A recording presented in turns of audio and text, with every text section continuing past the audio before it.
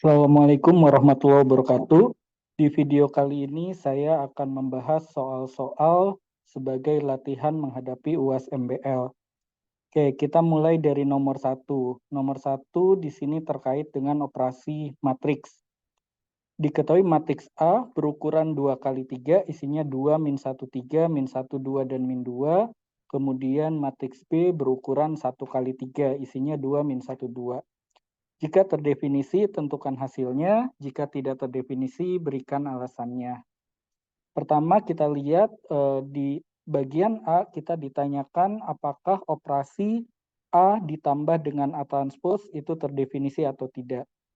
Kita ingat kembali bahwa penjumlahan matriks akan terdefinisi kalau kedua matriks tersebut itu memiliki ukuran yang sama. Ya.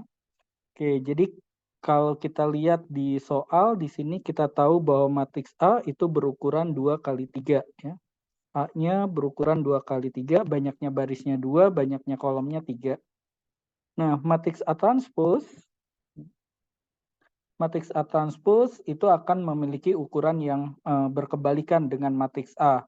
Banyaknya kolom matriks A transpose diperoleh dari banyaknya baris matriks A, banyaknya baris matriks A transpose diperoleh dari banyaknya kolom matriks A. Sehingga matriks A transpose ini akan berukuran 3x2. Nah, karena ukuran dari matriks A dan matriks A transpose itu berbeda, maka penjumlahannya itu tidak terdefinisi. Ya. Jadi kita bisa tuliskan bahwa A ditambah dengan A transpose itu tidak terdefinisi.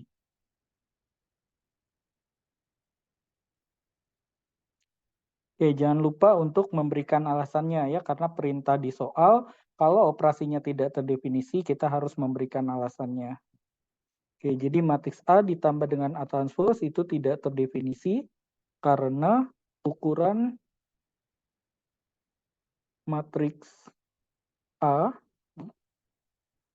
itu tidak sama dengan ukuran matriks A transpose.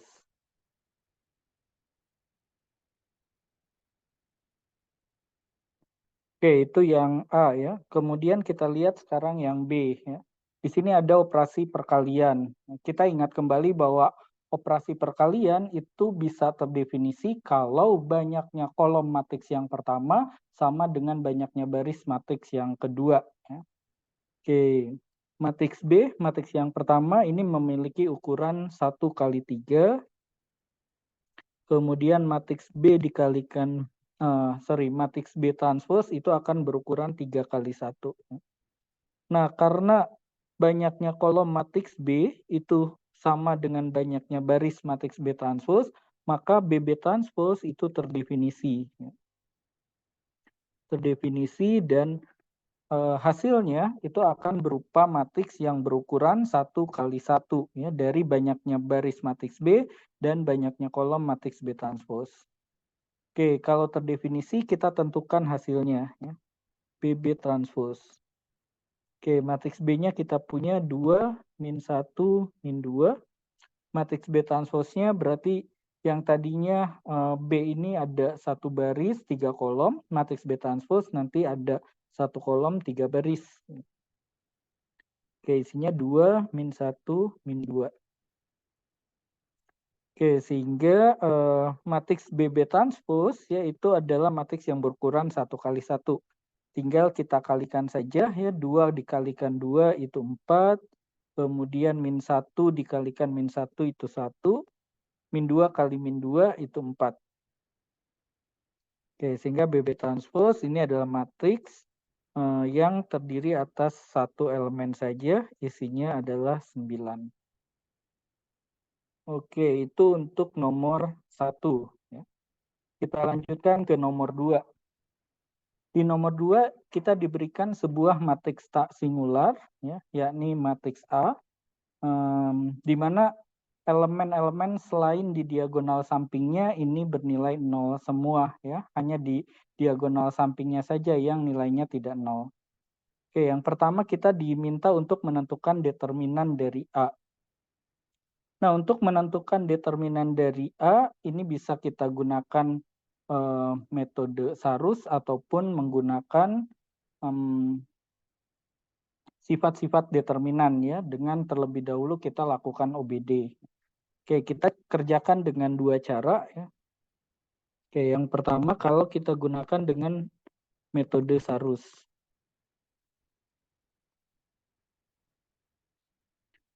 Oke, untuk determinan matriks 3x3, sebetulnya metode Sarus ini adalah kasus khusus dari metode minor kofaktor ya, khusus untuk matriks 3x3. Ini sudah dibuktikan pada saat kuliah. Oke, pertama kita tuliskan terlebih dahulu semua elemen matriksnya. Kemudian kita tulis ulang kolom pertama dan kolom kedua di sampingnya ya, 006 dan 040. Oke, kemudian kita hitung ya. Oke, 0 kita hitung ya, 0 kali 4 kali 0 itu 0 ditambah dengan 0 kali 0 kali 6, 0 ya, ditambah dengan 2 dikali 0 dikali 0, hasilnya 0. Dikurangi dengan 2 dikali 4 dikali 6, 8 kali 6, 48. Kemudian dikurangi 0 kali 0 kali 0. Kemudian ditambah lagi dengan 0 kali 0 kali 0. Oke, sehingga kita punya determinan dari matriks A itu minus 48. Oke, kita bisa juga melakukan OBD terlebih dahulu ya. Oke, jadi kita coba tuliskan matriks A-nya 002, 040, 600. Oke, kita punya sifat bahwa kalau suatu matriks itu matriks segitiga atas atau matriks segitiga bawah, maka determinannya bisa kita hitung dengan mengalihkan elemen-elemen pada diagonal utamanya. Ya. Sehingga untuk membuat matriks A ini menjadi matriks segitiga, ya kita tukar baris pertama dan baris kedua. Baris pertama dan baris ketiga ya kita tukar. Oke, sehingga baris pertamanya kita punya 600, baris keduanya 040, baris terakhirnya 002. Oke, karena elemen-elemen di bawah diagonal utamanya ini 0 semua, ini kita sebut sebagai matriks segitiga atas. Kemudian karena elemen di atas diagonal utamanya itu 0 semua, matriks ini juga merupakan matriks segitiga bawah. Nah, biasanya matriks segitiga atas dan matriks segitiga bawah itu kita sebut sebagai matriks yang sekaligus segitiga atas dan segitiga bawah kita sebut sebagai matriks diagonal. Oke, katakanlah hasil dari OBD ini katakanlah adalah matriks B. Sehingga kita akan punya matriks B itu merupakan hasil OBD dari matriks A. OBD S13 dari A. Nah, sehingga nanti determinan dari matriks B ya, itu akan sama dengan determinan dari E13A. Nah, untuk determinan dari matriks B kita gunakan sifat ya bahwa matriks B ini merupakan matriks segitiga sehingga determinannya tinggal kita hitung dengan mengalihkan elemen-elemen diagonal utamanya saja ya. 6 dikali 4 dikali 2 ya, hasilnya 48. Kemudian kita juga gunakan sifat ya kalau misalkan pada suatu matriks ada dua buah baris yang ditukar, maka nanti determinannya itu negatifnya atau negatif 1 dikalikan determinan A.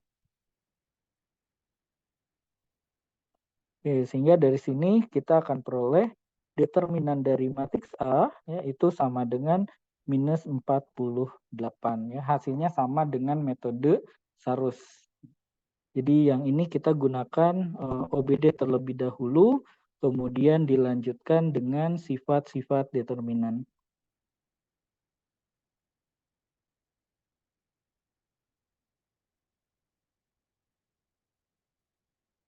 Oke, kemudian yang B ya. Yang B kita diminta menentukan A inverse. Oke, A inverse bisa kita cari dengan metode matriks adjoin ya. Bisa juga dengan menggunakan metode penghapusan ya. Dalam hal ini kita gunakan saja metode penghapusan. Oke, jadi dengan metode penghapusan, pertama kita gandeng terlebih dahulu matriks A-nya dengan matriks identitas yang ordonya sama dengan matriks A. Ya. Jadi kita gandeng dengan matriks I3, identitas berordo 3. Oke, kita punya matriks A-nya di sini adalah 002, 040, 600. Oke, kita gandeng dengan matriks identitas.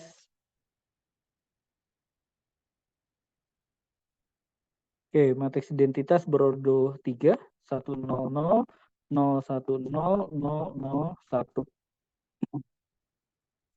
Oke, kemudian kita lakukan serangkaian OBD supaya nanti hasil dari serangkaian OBD di sebelah kirinya itu berubah jadi matriks identitas. Ya. Pertama, kita tukar terlebih dahulu baris pertama dengan baris ketiga. Kita akan peroleh 600, ya, 001, ya, yang di bagian kanan pun harus dilakukan OBD ya. Kemudian 040, 010, 002, 100. Nah, berikutnya kita supaya jadi matriks identitas, baris pertama kita kalikan 1/6, ya kita gunakan S1 1/6, kemudian baris kedua kita kalikan dengan 1/4, baris ketiga kita kalikan dengan setengah. Oke, sehingga nanti kita akan punya 100, ya, baris pertama kita kalikan 1/6, 00 1/6, kemudian baris kedua kita kalikan 1/4, 010, 0 1/4, 0, kemudian baris yang terakhir kita kalikan dengan setengah, 001, setengah, 00. Oke, karena di bagian kirinya ini sudah jadi matriks identitas, ya maka di sebelah kanannya itu merupakan matriks inverse, ya inverse dari matriks A. Jadi ini adalah I3 digandeng dengan A inverse. Sehingga kita bisa tuliskan A inverse-nya itu sama dengan 00 1/6, kemudian 0 1/40, dan setengah 00. Oke, nanti kalian bisa coba juga kalau menggunakan metode matriks adjoint. Untuk kasus yang ini itu akan lebih mudah dengan menggunakan metode penghapusan seperti ini. Oke, kita lanjutkan ke nomor 3 ya. Nomor 3 diberikan dua buah fungsi linier, fungsi G dan fungsi H, ya, di mana diketahui nilai G0 adalah 10, G6 adalah -8, H3 itu 5, dan H7 itu sama dengan 9. Kita diminta menentukan rumus dari fungsi G dan fungsi H. Ya. Oke, kita bisa, karena fungsi G dan fungsi H ini merupakan fungsi linier, ya, kita bisa menggunakan rumus mencari sebuah persamaan linier kalau diketahui dua buah titik. Ya. Jadi kalau kita tahu titik X1, Y1, kemudian titik X2, Y2, dua buah titik yang dilalui oleh suatu garis linier, maka persamaan garis liniernya bisa kita peroleh dengan menggunakan rumus Y min Y1 per Y2 min Y1 sama dengan X min X1 dibagi dengan X2 min X1. Oke, sehingga untuk fungsi G nanti rumusnya Y itu adalah GX ya, jadi GX ya, dikurangi dengan Y1-nya, ya, Y1-nya itu 10 dibagi dengan Y2-nya kita punya di sini -8. -8 dikurangi Y1-nya itu tadi 10. Sama dengan X min X1-nya berarti 0 dibagi dengan X2-nya kita punya 6. 6 dikurangi 0. Oke, sehingga kita akan punya nanti kita akan punya GX ya, min 10 sama dengan min 8 dikurangi 10 itu min 18 ya. Min 18 pindah ke kanan, jadi min 18 dibagi 6 itu adalah min 3 ya. Dikalikan X min 3X, sehingga kita punya GX itu sama dengan min 3X ditambah 10. Oke, kemudian untuk HX kita gunakan cara yang sama ya. Jadi kita gunakan fungsi yang sama, Y-nya adalah HX, Y1-nya adalah 5. Kemudian Y2-nya di sini diketahui 9 dikurangi 5 sama dengan X dikurangi X1-nya di sini kita punya 3 dibagi dengan X2 dikurangi X1-nya yaitu 7 dikurangi 3. Oke, sehingga nanti kita akan punya HX ya, min 5 sama dengan, oke kita hitung ya, 9 dikurangi 5 itu 4 ya, pindah ke kanan. 7 dikurangi 3 itu juga 4 ya. Oke, jadi 4 dibagi dengan 4 itu 1, berarti tinggal sisa X min 3 saja. Ya. Oke, sehingga kita akan punya HX-nya itu sama dengan X min 5-nya pindah ke kanan jadi plus 5. Plus 5 min 3 jadinya plus 2. Oke, ini bisa kita cek ulang ya, apakah jawaban kita sudah benar atau belum. Kita masukkan nilai G0 apakah menghasilkan 10 ya. Jadi kalau kita masukkan X-nya 0, kita akan punya min 3 kali 0 tambah 10 benar ya. Kalau kita masukkan 6, min 3 kali 6 min 18 ditambah 10 itu min 8, hasilnya sudah benar. Kemudian untuk fungsi H kita masukkan X-nya 3, 3 tambah 2 hasilnya 5, kalau kita masukkan X-nya 7, 7 tambah 2 itu hasilnya 9. Oke, sehingga kita sudah yakin bahwa rumus yang sudah kita peroleh itu sudah benar. Kemudian yang B diminta titik potong grafik fungsi G dan fungsi H. Oke, tinggal kita samakan saja GX dengan HX ya untuk mendapatkan titik potongnya. Ya, kita punya min 3X ditambah 10 sama dengan X ditambah 2. Oke, 2-nya pindah ke kiri jadi 8 ya, min 3X-nya pindah ke kanan jadi X ditambah 3X 4X. Sehingga kita punya X-nya itu sama dengan 2. Untuk menghitung Y-nya tinggal kita masukkan ke G atau ke H ya, sama saja. Ya, kalau kita masukkan ke G, G2 itu sama dengan min 6 ditambah 10 sama dengan 4. Kita masukkan ke H2 juga hasilnya akan sama ya, 2 tambah 2 itu sama dengan 4 ya. Karena tadi kita cari X sama dengan 2 ini dimulai dari GX sama dengan HX ya. Jadi ketika X-nya 2, ketika kita masukkan ke G dan H pasti nilainya akan sama. Oke, sehingga kita bisa tuliskan bahwa titik potongnya itu adalah 2,4 ya. X-nya 2, Y-nya 4. Oke, kita lanjutkan lagi ke nomor 4 ya. Nomor 4 ini diberikan sebuah sistem persamaan linier yang terdiri atas 4 persamaan ya, dan di dalam sistem persamaan linier ini terdapat 3 buah variabel X, Y, Z. Nah, di sini sudah dilakukan serangkaian OBD pada matriks gandeng dari SPL tersebut ya, sehingga diperoleh hasilnya seperti ini ya. Nah, kita diminta untuk menunjukkan bahwa SPL tersebut itu konsisten ya. Kita ingat kembali bahwa suatu SPL itu akan konsisten ya kalau hasil OBD, serangkaian OBD pada matriks gandengnya itu menghasilkan pangkat A sama dengan pangkat A gandeng B. Tapi tentunya ya serangkaian OBD itu harus dilakukan sampai matriksnya itu menjadi bentuk matriks eselon baris ya.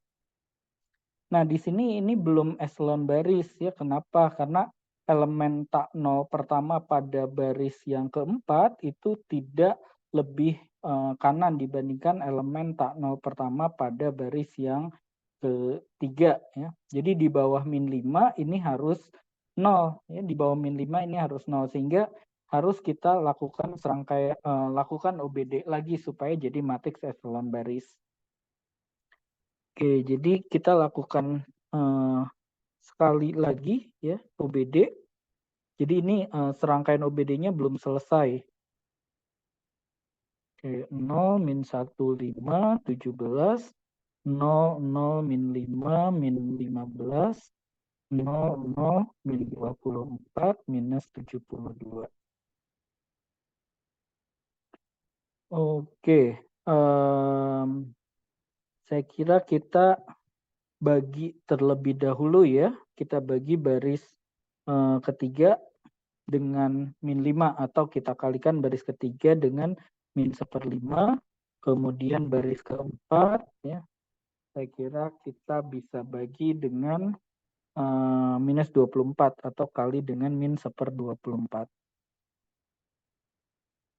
Oke, sehingga baris pertama ini tetap ya. Kemudian baris kedua juga tetap, baris ketiga ini jadi 0, 0, 1, 3 ya. Kemudian baris yang keempat 0, 0, 1 minus 72 dibagi dengan minus 24. Hasilnya juga 3. Oke, baru kita lakukan OBD lagi supaya elemen di bawah elemen tak 0 pertama pada baris ketiga itu 0 ya. Jadi yang ini kita buat jadi 0 ya. Kita gunakan patokannya yang ini. Jadi baris keempat ya kita tambahkan dengan min 1 kali baris ketiga. Jadi kita gunakan OBD E43 min 1. Oke, sehingga kita akan punya baris pertamanya tetap, ya, baris kedua juga tetap, baris ketiga juga tetap, baris keempat ya. Baris 4 yang berubah. Min 1 kali 0, 0 tambah 0, 0. Min 1 kali 0 ditambah 0, 0. Min 1 kali 1, min 1 tambah 1, 0. Tadi memang tujuan kita itu mengenolkan elemen ini. Kemudian min 1 kali 3, min 3 ditambah 3, itu 0. Nah, ini sudah dalam bentuk echelon baris. Oke, setelah dibentuk menjadi matriks echelon baris, baru kita bisa hitung pangkatnya dengan mudah ya. Oke, pertama kita hitung pangkat A ya. Pangkat matriks A, kita fokus ke matriks A-nya saja ya. Kita hitung banyaknya baris yang tidak nol semua. Banyaknya baris yang tidak nol semua itu ada 3 ya, baris pertama sampai baris ketiga. Sehingga pangkat dari matriks A itu sama dengan 3. Kemudian pangkat dari matriks A gandeng B, kita lihat matriks gandengnya secara keseluruhan ya. Secara keseluruhan matriks A digandeng dengan matriks B. Sama kita hitung juga banyaknya baris yang tidak nol semua. Ya, kita hitung ya ada 3 ya, baris pertama sampai baris ketiga. Sehingga pangkat matriks A gandeng B itu juga sama dengan 3. Nah, karena pangkat matriks A itu sama dengan pangkat matriks A gandeng B, ya, maka kita bisa mengatakan bahwa SPL-nya itu konsisten.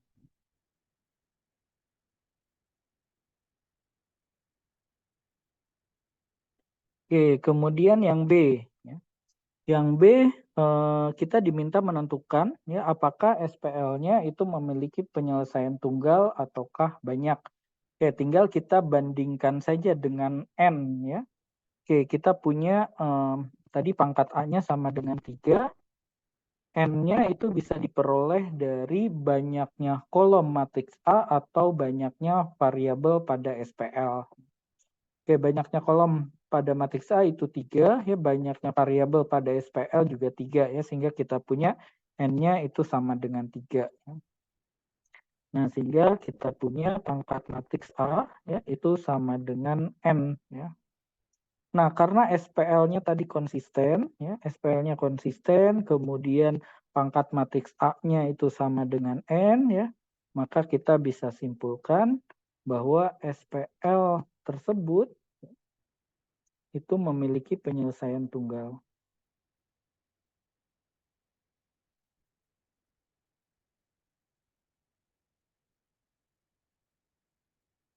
Oke, terakhir kita diminta menentukan penyelesaian SPL tersebut.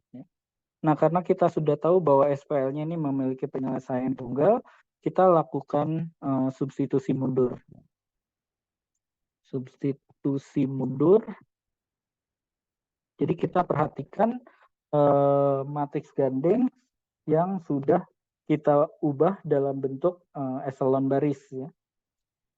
Oke, kita abaikan baris yang isinya 0 semua, ya. Kita mulai dari baris yang baris terakhir yang tidak 0 semua. Jadi kita mulai dari baris yang ketiga. Ingat bahwa ketika kita mengubah suatu baris ke dalam bentuk persamaan, berarti yang di matriks A ini kita kalikan dengan variabelnya, ya, yang di matriks B ini akan menjadi konstanta di ruas kanan. Oke, sehingga kita akan punya tadi variabelnya itu X, Y, Z, ya. Berarti kita akan punya 0 kali X tambah 0 kali Y ditambah 1 kali Z itu sama dengan 3. Hingga kita peroleh Z-nya 3. Kemudian kita mundur, ya, namanya kan substitusi mundur. Kita mundur ke baris yang kedua. Ya. Baris kedua kita ubah jadi persamaan 0X dikurangi 1 kali Y berarti min Y. Ya.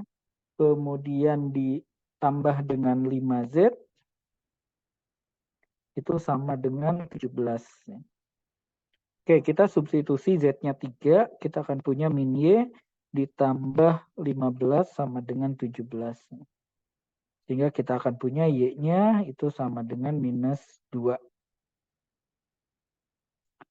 Oke, terakhir kita substitusi, kita mundur ke baris yang pertama, ya. Oke, kita akan punya X ditambah 2Y min 3Z sama dengan min 12. Ya. Kita substitusi nilai Y dan Z yang sudah kita peroleh. X dikurangi 4, ya, dikurangi 3 kali 3, 9, sama dengan min 12. Oke, sehingga X-nya itu sama dengan min 4, min 9, min 13, pindah ke kanan jadi 13, 13 kurangi 12, itu hasilnya 1. Oke, sehingga kita punya solusinya, ya. Kalau kita tuliskan dalam bentuk matriks X, Y, Z, itu adalah 1, min 2, 3.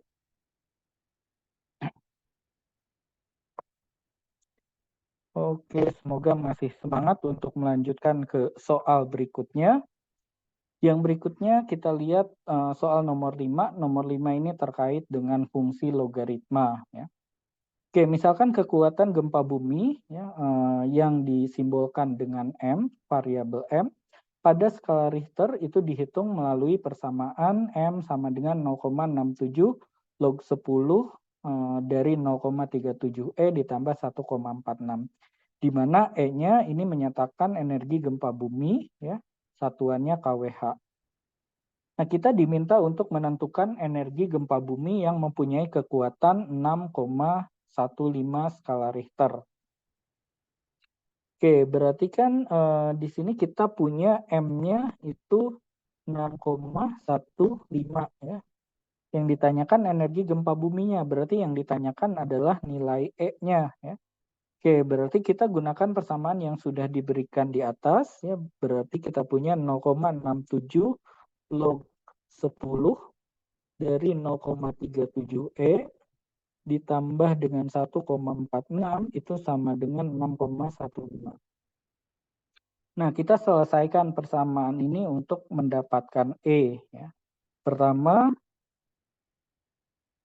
kita pindahkan dulu 1,46 ke ruas kanan, ya. Jadi 6,15 dikurangi dengan 1,46. Oke, kita punya hasilnya itu 4,69. Berikutnya 0,67-nya yang kita pindahkan, ya. Pindahkan berarti dibagi, ya, 4,69 dibagi dengan 0,67. Oke, kita sudah punya hasilnya 7. Ya. Bagaimana mencari nilai yang di dalam fungsi logaritma ini? Ya? Oke, kita ingat kembali bahwa kalau kita punya bentuk log AB itu sama dengan C, ya. Ini jika dan hanya jika A pangkat C itu sama dengan B. Oke, sehingga kita akan punya, ya, kalau kita ubah ke dalam bentuk eksponen, ini kita akan punya 0,37E itu sama dengan 10 pangkat 7.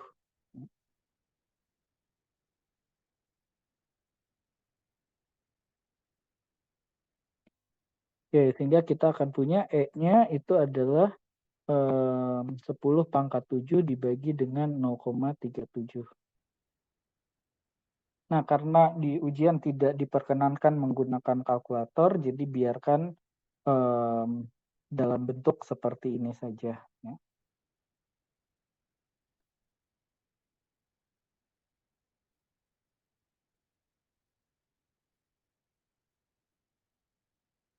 Oke, kita lanjutkan lagi ke nomor 6. Oke, nomor 6 ini terkait dengan bagaimana kita bisa memodelkan suatu permasalahan ke dalam bentuk fungsi, khususnya di sini adalah fungsi sesepenggal atau piecewise function. Oke, di sini biaya konsultasi ke seorang ahli gizi ditentukan oleh lamanya waktu konsultasi sebagai berikut. Sampai dengan 10 menit pertama itu dikenakan biaya sebesar Rp100.000. Di atas 10 menit hingga 20 menit biayanya itu Rp150.000. Nah, bila konsultasinya berkepanjangan hingga memakan waktu lebih dari 20 menit, maka akan dikenakan biaya sebesar Rp150.000 ditambah Rp20.000 untuk setiap menit tambahan waktunya. Berarti ini untuk setiap menit di atas 20 menit. Oke, yang pertama kita diminta menentukan biayanya kalau ada orang yang berkonsultasi selama 30 menit. Oke, kalau dia konsultasi selama 30 menit berarti termasuk ke dalam konsultasi yang berkepanjangan ya, yang memakan waktu lebih dari 20 menit ya. Berarti biayanya itu akan sama dengan tadi 150.000 ya, Rp 150.000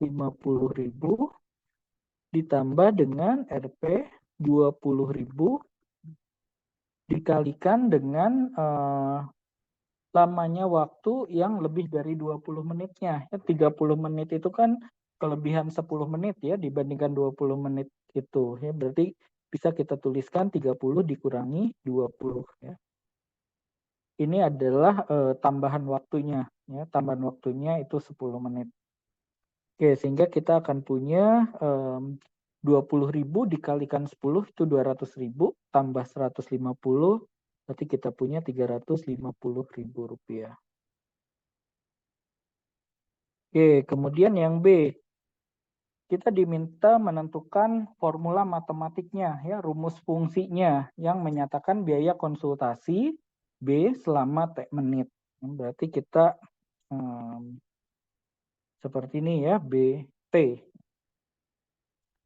Oke, karena ini ada 3 aturan ya, mulai dari 10 menit pertama, kemudian 10 menit sampai 20 menit, dan ketika lebih dari 20 menit. Sehingga rumusnya ini akan menjadi fungsi sesepenggal dan ada 3 penggalan ya. Oke, penggalan pertama itu ketika T-nya ya kurang dari sama dengan 10 menit ya. Oke, jadi kita tuliskan T-nya kurang dari sama dengan 10 ya. Nah, karena waktu konsultasi itu pasti positif ya, berarti kita tambahkan di sini ya 0 lebih kecil dari T. Oke, sampai dengan 10 menit pertama biayanya itu Rp100.000 ya. Jadi Rp 100.000. Nah, kemudian kalau di atas 10 menit hingga 20 menit itu biayanya Rp150.000 ya. Di atas 10 menit berarti T-nya itu lebih dari 10 ya. Hingga 20 menit berarti kurang dari sama dengan 20, biayanya itu Rp150.000. Oke, terakhir kalau T-nya itu lebih dari 20 tadi ya.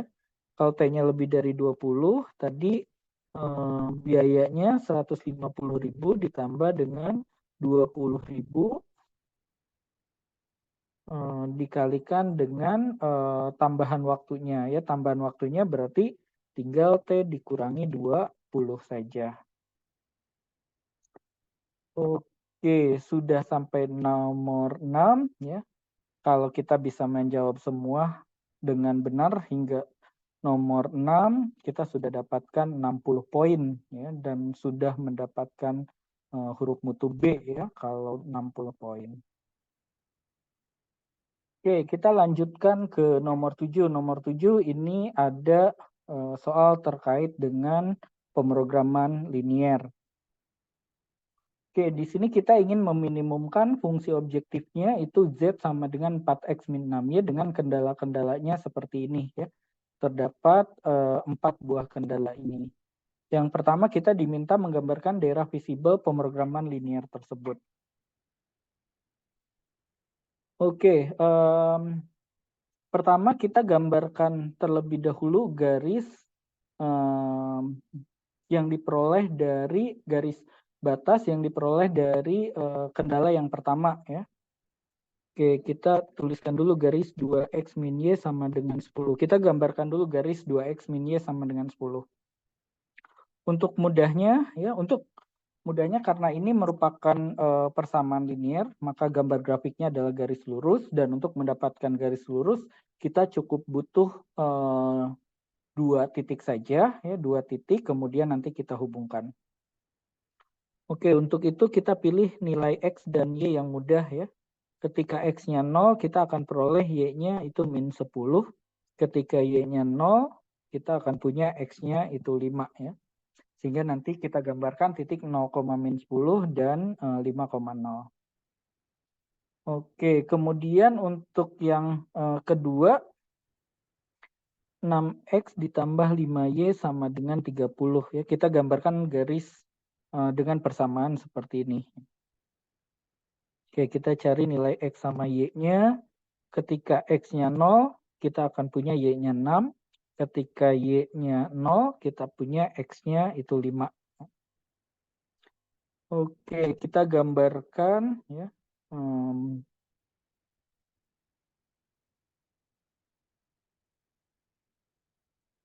Ini sumbu X, ini sumbu Y ya. Oke, Y-nya sampai min 10, jadi kita agak tambahkan panjang ke bawah ya. Oke, pertama 0, min 10 ya. Ini 0, misalkan 1, 2, 3, 4, 5, 6, 7, 8, 9, 10. Di sini min 10. Mohon nanti untuk ujian itu bawa penggaris ya. Jadi ketika menggambarkan itu menggunakan skala yang benar ya. Oke, kemudian 5,0 misalkan 1, 2, 3, 4, 5 ya di sini. Oke, sehingga nanti tinggal kita hubungkan ya garis ini, hubungkan titik 0, min 10 dan 5,0.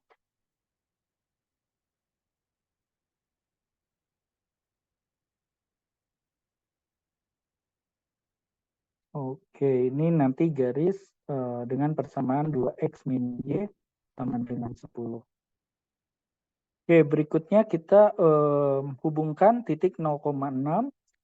1, 2, 3, 4, 5, 6.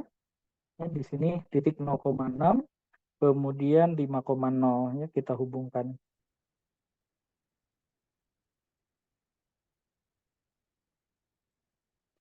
Oke, ini adalah garis 6X ditambah 5Y sama dengan 30. Oke. Nah, sekarang kita tentukan ya daerah visible-nya itu ada di sebelah mana ya. Oke, kita bisa menggunakan kita bisa menguji dengan menggunakan suatu titik ya. Oke, kita ambil aja misalkan titiknya 0,0 ya. Oke, kalau kita ambil titik uji 0,0, kita masukkan ke kendala yang pertama ya. 2 kali 0 dikurangi 0, ya, kurang sama dengan 10, dikurangi 0 kurang sama dengan 10. Kendala pertama seperti itu. Berarti 0 kurang sama dengan 10 itu benar ya. Karena benar berarti titik 0,0 itu ada di dalam daerah penyelesaian 2x min y kurang sama dengan 10. Berarti daerah visibelnya ada di sebelah kiri atasnya garis 2x min y sama dengan 10.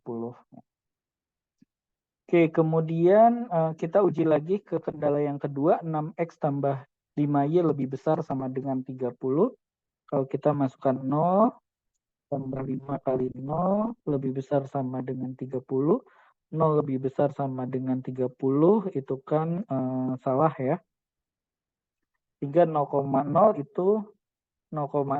itu tidak ada di daerah penyelesaian 6x tambah 5y lebih besar sama dengan 30.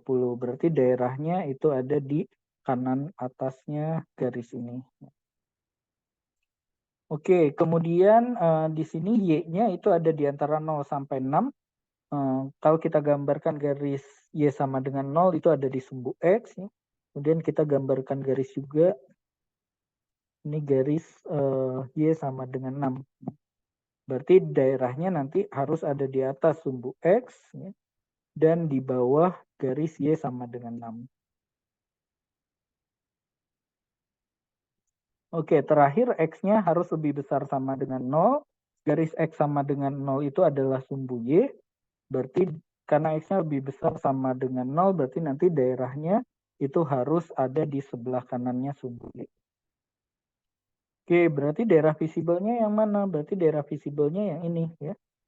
Ini adalah daerah visibel. Oke, karena dia harus ada di sebelah kiri atasnya garis 2x min y sama dengan 10, di sebelah kanannya garis 6x ditambah 5y sama 30 ya. Di antara garis y sama dengan 0 dan y sama dengan 6 dan di sebelah kanannya sumbu y. Berarti daerah visibelnya ini.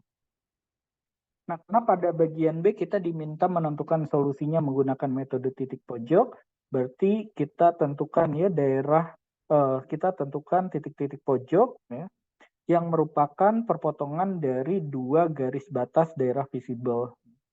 Oke, kita lihat titik pojok yang pertama ini adalah 0,6, titik pojok yang kedua di sini ini 5,0, dan titik potong garis 2x min y sama dengan 10 dan y sama dengan 6. Ya, kita tentukan titik potongnya 2x min y sama dengan 10, kemudian y-nya sama dengan 6. Kita akan punya 2x min 6 sama dengan 10, 2x sama dengan 16, x-nya berarti sama dengan 8. Ya.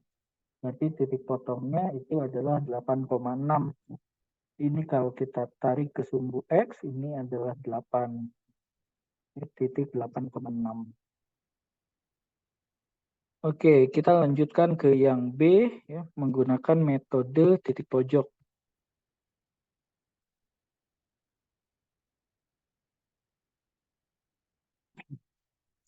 Oke, kita buat tabelnya ya.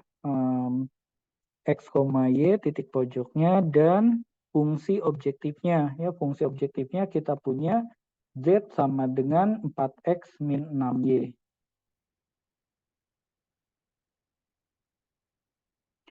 Oke, kita tuliskan semua titik pojoknya ya. Tadi ada 0,6, ada 5,0 dan 8,6. Oke, kita hitung nilai Z untuk ketiga titik pojok ini ya. 4 kali 0 dikurangi 6 kali 6 berarti minus 36. 4 kali 5, 20 ya. Dikurangi 6 kali 0 itu 0 ya, berarti 20 kurangi 0 itu 20. Kemudian 4 kali 8, 32. 6 kali 6, 36. 32 dikurangi 36. Ya. Berarti minus 4. Nah, karena fungsi objektifnya ini ingin kita minimumkan, ya, berarti kita pilih Z yang paling kecil. Ya. Z yang paling kecil itu adalah minus 36. Oke, berarti solusinya ya, nilai minimum dari Z ya itu sama dengan minus 36 ya, terjadi ketika X-nya sama dengan 0 dan Y-nya itu sama dengan 6. Oke, kita lanjutkan lagi ke nomor 8. Oke, di sini nomor 8 ada soal terkait dengan fungsi eksponensial natural ya. Oke, berdasarkan data pada pembiakan suatu jenis bakteri diketahui bahwa pada awal pembiakan terdapat 20 bakteri ya. Ini harusnya 20 bakteri. Kemudian ukuran populasi bakteri T jam setelah awal pembiakan itu mengikuti model pertumbuhan eksponensial YT sama dengan 20 E pangkat KT. Nah, yang pertama kita diminta menentukan nilai K ya kalau diketahui ukuran populasi bakteri itu menjadi dua kali ukuran populasi awal 5 jam setelah awal pembiakan. Oke, jadi yang A ini berarti kita tahu bahwa 5 jam setelah awal pembiakan ukuran populasi itu adalah Y5 ya. Y5. Nah, 5 jam setelah awal pembiakan ukuran populasinya itu menjadi dua kali ukuran populasi awal. Oke, tadi populasi awalnya itu 20 bakteri ya, berarti 2 dikali 20 itu sama dengan 40. Oke, berarti tinggal kita masukkan saja ke model pertumbuhan eksponensial di sini diketahui 20 E pangkat KT, ya berarti Y5 itu adalah 20 E pangkat K dikalikan 5. Itu hasilnya harus sama dengan 40. Oke, berarti kita punya E pangkat 5K itu sama dengan 40 bagi 20 sama dengan 2. Nah, untuk mendapatkan K-nya, ya supaya E ini hilang, kita bisa lenkan kedua ruas. Ya. Jadi len E pangkat 5K sama dengan len 2. Nah, fungsi len dan fungsi eksponensial natural itu adalah fungsi yang saling inverse, sehingga kita bisa gunakan sifat pembatalan. Len dan E-nya itu bisa kita coret. Ya. Sehingga kita punya 5K itu sama dengan len 2.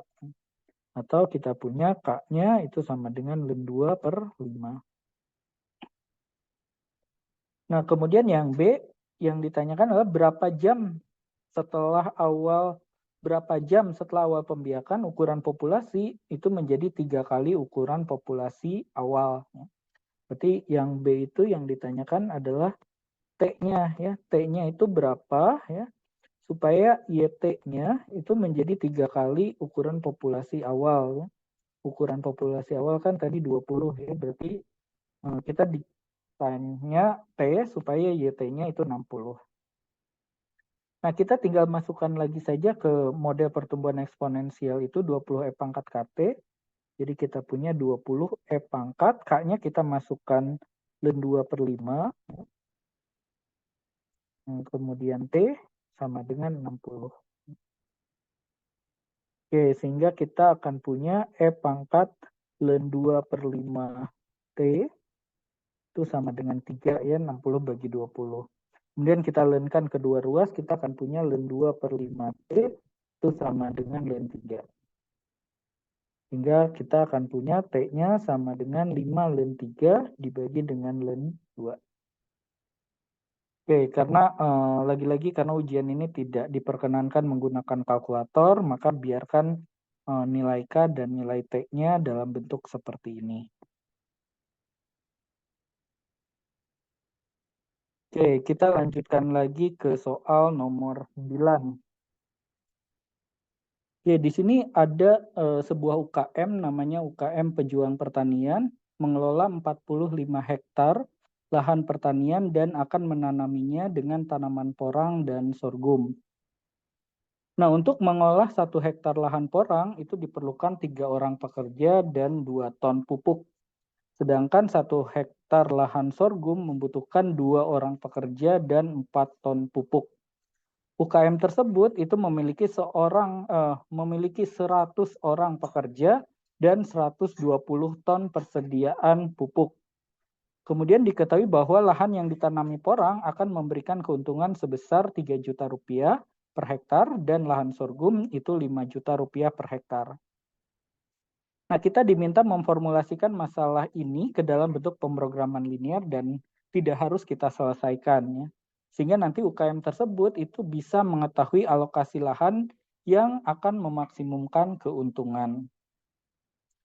Oke, jadi ketika kita mau memformulasikan masalahnya ke dalam bentuk pemrograman linear, yang pertama yang harus kita tentukan adalah variabel-variabel keputusannya.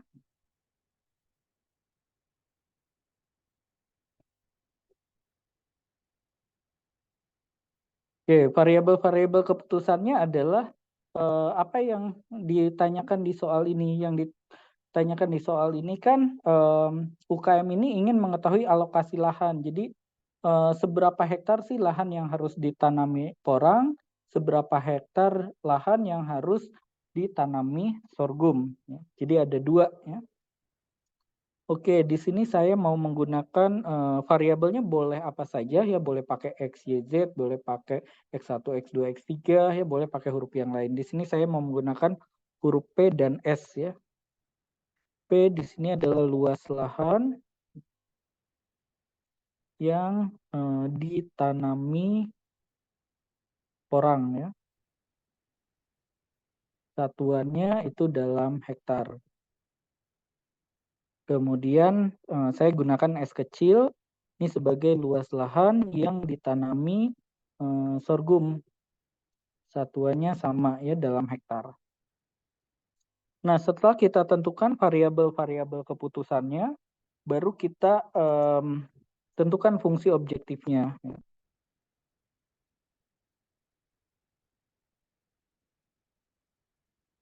Oke, di sini kan kita ingin memaksimumkan keuntungan ya. Jadi nanti fungsi objektifnya itu merupakan keuntungan ya. Jadi kita maksimumkan. Oke, katakanlah kita lambangkan keuntungannya itu sebagai K ya. Keuntungan itu diperoleh dari sini ya. Di sini kan 1 hektar porang itu memberikan keuntungan 3 juta rupiah ya. Berarti kalau luas lahan yang ditanami porangnya itu sebesar P hektar ya, berarti keuntungannya itu 3P. Ditambah dengan keuntungan dari lahan yang ditanami sorghum ya, per hektarnya itu 5 juta rupiah. Berarti ini kita tambahkan dengan 5S ya. Oke, kita tuliskan ya satuannya di sini, satuannya itu dalam juta rupiah.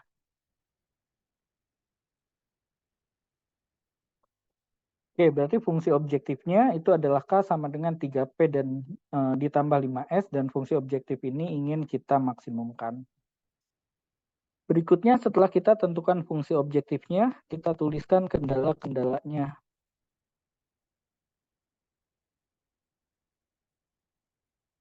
Oke, kendala yang pertama ya, kendala yang pertama adalah kendala keterbatasan pekerja ya. UKM tersebut itu memiliki 100 orang pekerja. Nah, karena luas lahan yang ditanami porang itu ada sebesar per hektar dan per hektarnya itu butuh 3 orang pekerja ya, berarti totalnya itu butuh 3P pekerja ya untuk lahan yang ditanami porang. Untuk lahan yang ditanami sorghum ya, berarti secara total itu butuh 2 dikalikan dengan luas lahannya, 2 dikali S ya. Di 3P ditambah dengan 2S. Nah, ini maksimum orang yang bisa bekerja itu 100 orang pekerja. Maksimum berarti lebih kecil dari sama dengan 100 ya. Oke, ini adalah kendala pekerja. Nah, kemudian ada kendala ketersediaan pupuk juga ya, ketersediaan pupuk. Jadi pupuk yang tersedia itu paling besar hanya 120 ton saja ya. Nah, sama seperti kendala pekerja ya, kita kalikan pupuk yang dibutuhkan per hektarnya dikalikan dengan luas lahannya ya. Berarti 2 dikalikan P.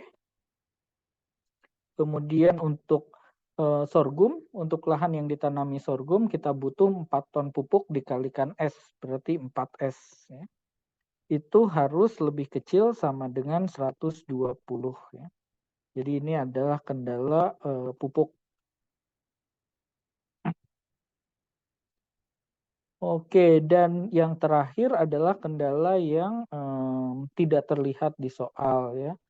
Oke, tapi dapat terlihat di variabel keputusan ini ya, bahwa variabel P dan S ini menyatakan luas lahan, jadi tidak mungkin luas lahan itu negatif, sehingga kita tambahkan kendala P dan S-nya itu harus lebih besar sama dengan 0.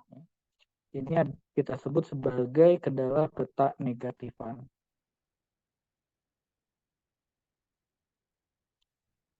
Oke, saya kira sudah selesai ya formulasi masalah ini ke dalam bentuk pemrograman linear. Oke, kita lanjutkan ke soal yang terakhir ya, soal ke-10. Soal ke-10 ini terkait dengan aplikasi dari SPL. Oke, kita lihat ya. Di sini Andi itu memiliki sejumlah uang koin 25 sen ya. Jadi ini belum diketahui ya banyaknya uang koin 25 sennya itu berapa. Kemudian sejumlah uang koin 10 sen dan sejumlah uang koin 5 sen. Yang kalau di total itu nilainya adalah 900 sen atau 9 dolar ya, karena kita tahu bahwa 1 dolar itu 100 sen. Nah, banyaknya uang koin 5 sen yang dimiliki Andi adalah 2 kali banyaknya uang koin 10 sen yang dimiliki oleh Andi. Kemudian banyaknya uang koin 25 sen yang dimiliki Andi itu lebih dari 15 keping. Banyaknya uang koin 25 sen yang dimiliki oleh Andi itu kurang dari banyaknya uang koin 10 sen ya, dan kurang dari banyaknya uang koin 5 sen yang dimilikinya. Nah, apabila ingin diketahui berapa sih uang koin 25 sen, 10 sen, dan 5 sen yang dimiliki oleh Andi, kita formulasikan dulu masalahnya ke dalam bentuk SPL. Oke, yang pertama sebelum kita formulasikan, ya, kita tuliskan dulu, kita perkenalkan dulu variabel-variabel yang mau kita gunakan ya. Di sini pun bebas ya, boleh pakai huruf apa saja ya. Oke, di sini saya misalkan X ya, ini sebagai banyaknya uang koin 25 sen. Kemudian Y ini sebagai banyaknya uang koin 10 sen. Dan Z ini sebagai banyaknya uang koin 5 sen. Nah, maka ya, kita akan punya SPL-nya. Ya. Oke, pertama ya, total uang koin yang dimiliki oleh Andi itu 900 sen. Ya. Berarti kalau uang koin 25 sennya ada 1, berarti kan totalnya 25 ya. Kalau uang koinnya ada 2, berarti 25 kali 2, 50 sen ya. Kalau uang koin 25 sennya ada sebanyak X, berarti nilainya itu adalah 25X. Ditambah dengan nilai uang yang 10 sen, berarti 10Y. Ditambah dengan nilai uang dari uang-uang koin 5 sen, itu sebesar 5Z. Ini total nilainya itu harus 900 sen. Kemudian kita pindah ke kalimat berikutnya. Banyaknya uang koin 5 sen yang dimiliki oleh Andi itu 2 kali banyaknya uang koin 10 sen yang dimilikinya. Berarti Z-nya itu sama dengan 2 kali Y. Kemudian diketahui juga bahwa banyaknya uang koin 25 sen yang dimiliki oleh Andi itu lebih dari 15 keping ya. Jadi SPL-nya sudah seperti itu saja, dengan catatan bahwa X-nya itu harus lebih dari 15. Kemudian banyaknya uang koin yang 25 sen, X-nya itu kurang dari banyaknya uang koin dari 10 sen, berarti X-nya kurang dari Y. Dan kurang juga dari banyaknya uang koin 5 sen, berarti X-nya itu kurang dari Z. Oke, kemudian kita selesaikan SPL-nya ya.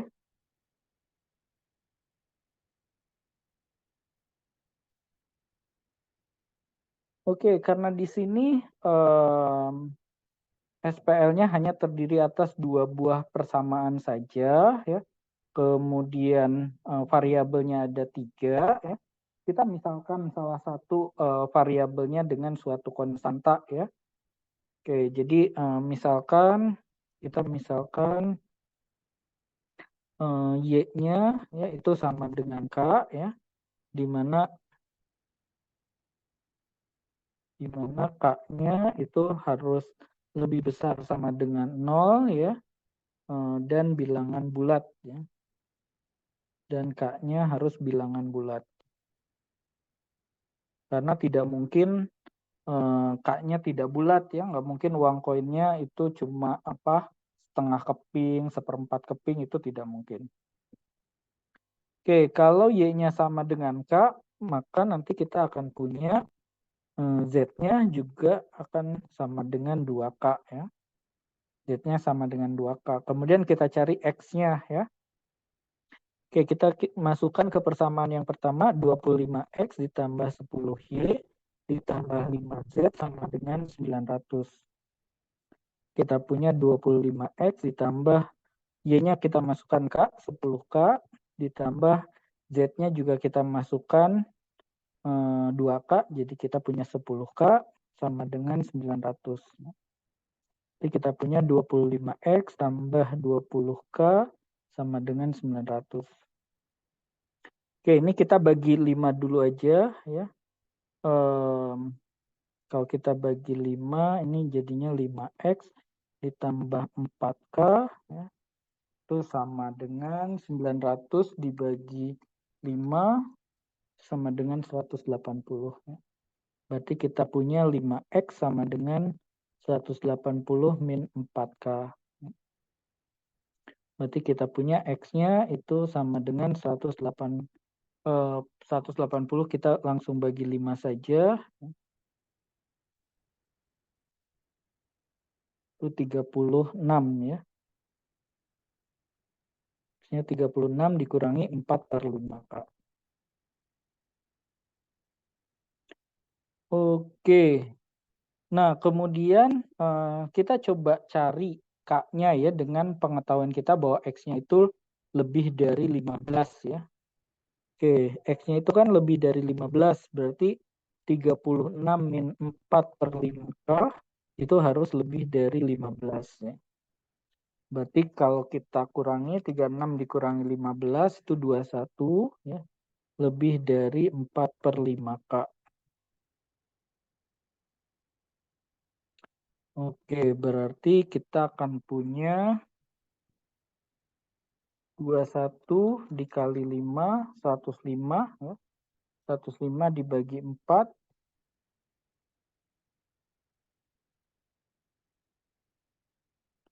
Oke, jadi kita punya 105/4 lebih dari K ya. Di K-nya ini lebih kecil dari 105/4. 105/4 itu adalah 26/4 ya. Jadi K-nya itu lebih kecil sama dengan 26 ya, karena K-nya kan tadi bilangan bulat ya.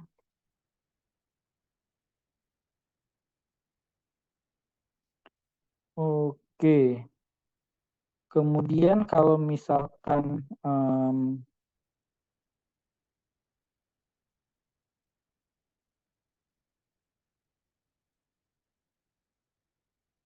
oke.